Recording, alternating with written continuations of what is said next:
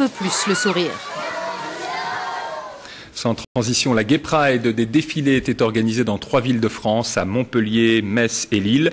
Dans le Nord, ils étaient 6000 rassemblés malgré la pluie, pour faire la fête bien sûr, mais aussi pour revendiquer notamment le droit au mariage et à l'homoparentalité. Gonzague Vandamme et Paul-Albert Druot.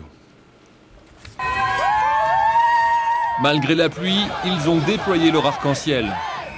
Une semaine après Danny Boone, c'est avec le même bus à Impérial que gays et lesbiennes ont parcouru le centre de Lille.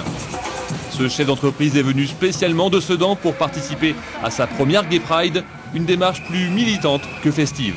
Ça devient un petit peu malsain sur pas mal de choses. Les problèmes qu'il y a justement dus à la discrimination sur le plan du travail et pas mal de choses également.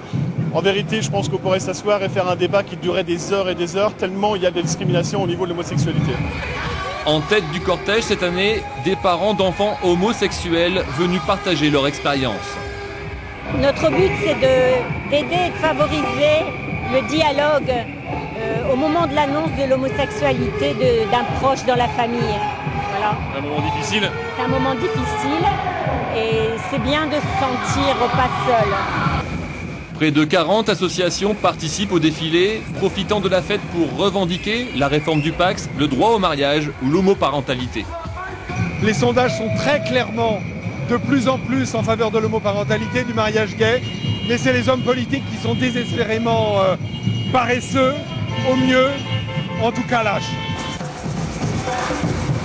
La fin du cortège est-elle beaucoup plus festive et musicale? Selon les organisateurs, il y avait 6000 personnes dans la rue, un chiffre pour une fois confirmé par certains policiers.